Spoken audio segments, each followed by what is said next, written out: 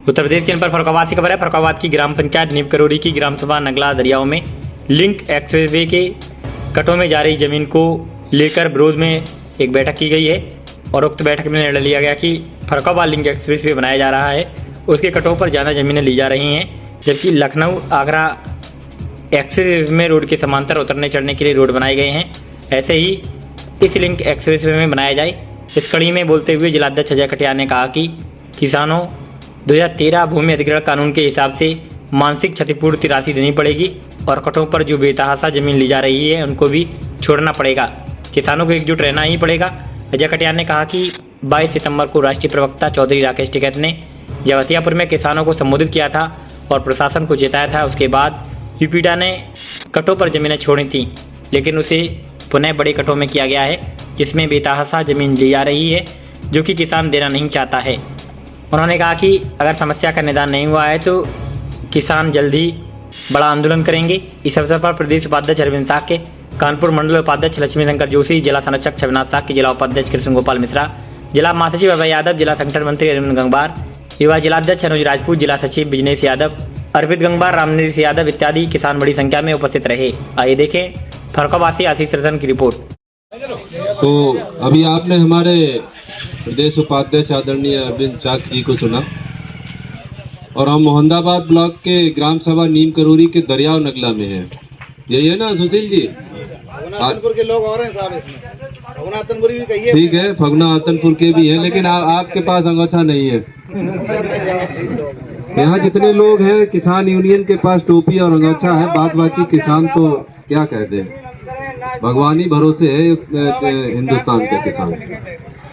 तो ठीक है, फिर एक बार लिंक एक्सप्रेसवे की बात है और बहुत आप लोगों ने मुझे कहा कि नहीं आप आओ, काफ़ी दिनों से कोई वक्तव्य जारी नहीं हुआ, लेकिन आप लोग भी ढीले रहे। मैंने यहाँ आके बताया कि समाचार पत्र में निकला है कि 2 कटों पर लड़ाई बाकी है, और फिर आके हमने राम नरेश जी से कहा कि आप पढ़ो इसको, और मुझे बताना पड़ा। एक विशेष पेपर में निकला, उसको आप लोग नहीं पढ़ पाए। हमने कहा कि लड़ाई बाकी है अभी। लिंक एक्सप्रेसवे में जो भी मुआवजा बढ़ा है, कहीं संतुष्ट हैं लोग, कहीं असंतुष्ट है। भारतीय किसान यूनियन ने यहाँ के मुख्यमंत्री जी का आभार व्यक्त किया है कि उन्होंने एक अच्छी पहल की है। संतुष्टि तो 100% कहीं पे भी नहीं हो पाएगी। जिस दिन आपके कट संशोधित होंगे और जिस खेत पे समानांतर होके उतर जाएगा तो उस खेत का अधिक हिस्सा चला जाएगा, तब वो भी असंतुष्ट होगा व्यक्ति। यही होगा ना सुशील जी?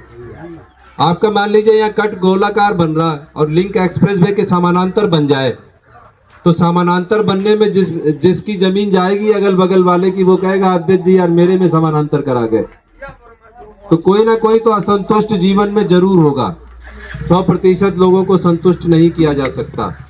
और हमने यहाँ पे 13 तारीख को यहाँ के जिलाधिकारी महोदया जी से कहा था कि अभी कटों की लड़ाई बाकी है, क्योंकि उस लड़ाई के लिए यहाँ हमारे भारतीय किसान यूनियन के राष्ट्रीय प्रवक्ता आदरणीय चौधरी राकेश टिकैत जी आए थे, हथियापुर आए थे और आप लोग वहाँ गए भी थे।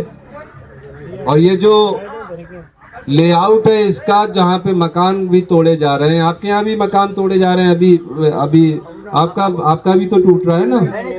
हाँ। अच्छा। तो हमारी मांग है सरकार से कि यूपीडा से कि लेआउट परिवर्तन करें। ये आबादी को तोड़ते हुए नहीं निकल सकते। कानून कहता है कि गांव से 200 मीटर दूर रहेंगे। अगर कानून का उल्लंघन कर रही है उत्तर प्रदेश की सरकार, तानाशाही रवैया अपनाए है, तो मैं किसान से ये मांग करूंगा कि आंदोलन करना सीखें। और ये जो यहाँ पे हमारे किसान इकट्ठे हुए, मैं उनसे ये एक और मांग करूंगा कि वो अपनी पहचान को हरे अंगोछे से दर्शाएं। ये बड़ी लड़ाई है, इस लड़ाई में अहित भी होगा और हित के लिए चांस कम है। पहले अहित होगा, बाद में हित होगा। पहले मुकदमे भी लिखे जा सकते हैं, लोग जेल भी भेजे जा सकते हैं, प्रशासन उत्पीड़न भी कर सकता है। हर चीज के लिए तैयार रहिए। अगर आप साधारण तरीके से घूमते रहे तो किसी को भी उठा के कोई भी बैठाल के चल देगा।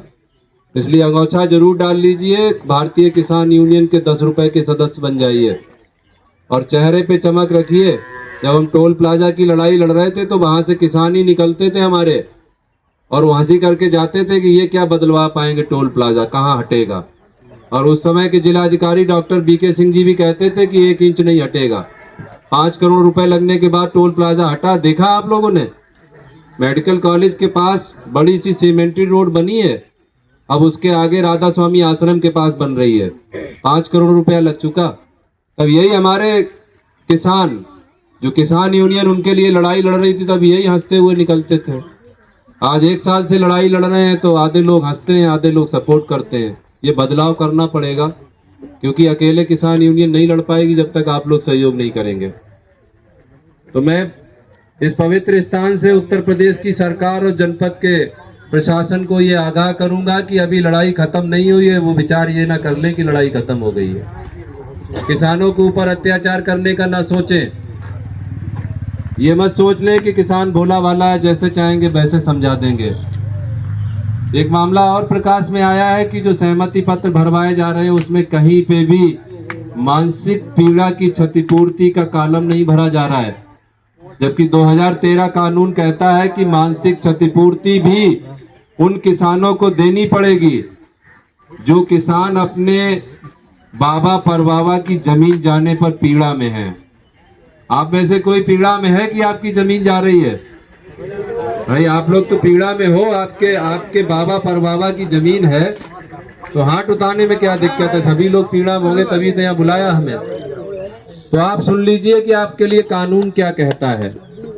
कानून ये कहता है, 2013 का कानून कहता है कि आपको जो बाबा परबाबा की जमीन जाने में, बाप दादा की जमीन जाने में जो भावनात्मक क्षति हो रही है,